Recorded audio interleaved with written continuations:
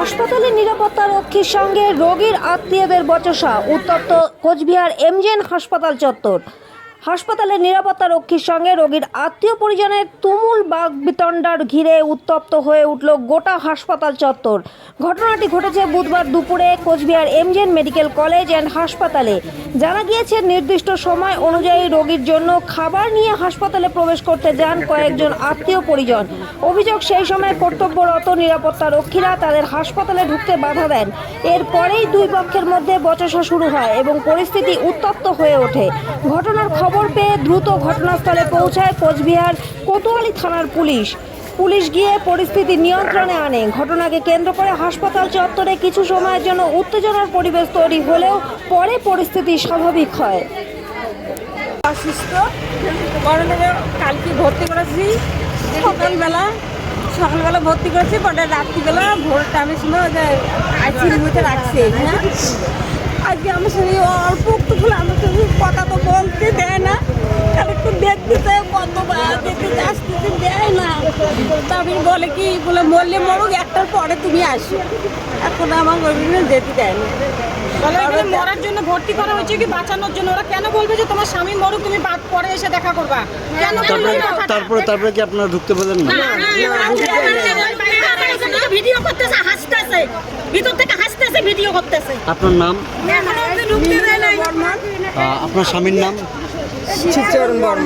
মানে কিসের? শুক্রবার রাতের থেকে আমার নাতিকে নিয়ে আমি ভর্তি, মানে শুক্রবার রাতের থেকে বমি বাচ্চার। তো এতদিন বাড়িতে দেখলাম, দেখার পর কালকে 8টা, 8:30, 15 নাগাদ আমরা নিয়ে এসে ভর্তি করালাম। তো রাতে স্যালান ঠেলান দিল। এখন আজকে ডাক্তারবাবু আল্ট্রাসাউন্ড লিখছে, তো সোনোগ্রাফি লিখছে। সোনোগ্রাফি হলো 12টার দিকে, মানে 12টা। তো আল্ট্রাসাউন্ড হওয়ার পর এখন বাচ্চা খিদায় ছটফট করতেছে। ডাক্তারের রাউন্ড হয়ে গেল। এখন সিস্টার দিদিদের জিজ্ঞাসা করলাম, দিদিরা বললো একটু ভাত ঠাটাই না বাচ্চাটাকে খাওয়াও।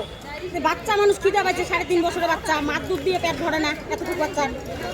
তারপরে আমি বাইরে গেলাম, টিকিটও নিয়ে গেছি, যদি উঠতে না দেয় নিয়ে ভাত। অতক্ষণ আমার মেয়ে ভাত নিয়ে আসলো, তো আমি আর ওদিকে দোকানে না যাই, ওই ভাতটা নিয়ে রিটার্ন হয়ে আসলাম। আজকে দিদিদের রিকোয়েস্ট করলাম যে দিদি আমি ভাতটা নিয়ে বাচ্চাটাকে খাওয়াবো, ছোট বাচ্চা, আমি বাচ্চাটাকে খাওয়াবো, আমাকে ঢুকতে দেন। আমি চোখের জল ফেলে দিচ্ছি, আমাকে ঢুকতে দেন। বলতেছে না, ঢোকা হবে না। এখনো কি সুপার আছে, ডাক্তারবাবু রাউন্ডে আছে? তাহলে ডাক্তারবাবু কি বাচ্চার জন্য আছে না ওনারা এখানে ঢুকতে না করার জন্য আছে? ডাক্তারবাবুরা কিসের জন্য? একটা বাচ্চাকে মারার জন্য ডাক্তারবাবু এখানে আছে? সুপার কি এই জন্য আছে? দাঁড়াও, সুপার কি এই জন্য আছে? যে বাচ্চাদের সেবা করার জন্য। তাহলে ভাতটা আজকে সারাদিন বাচ্চাটা না খায়, কয়দিন থেকে? আজকে শুক্রবার রাতের কথা।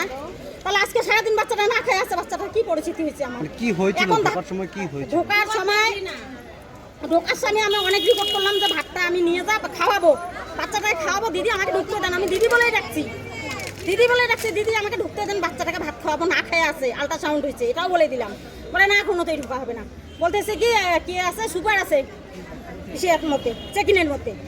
তাহলে সুপার দাদারা কি, স্যারেরা কি বলছে যে বাচ্চাকে না খাওয়া, একটা পেশেন্টকে না খাওয়া রাখো? বলছে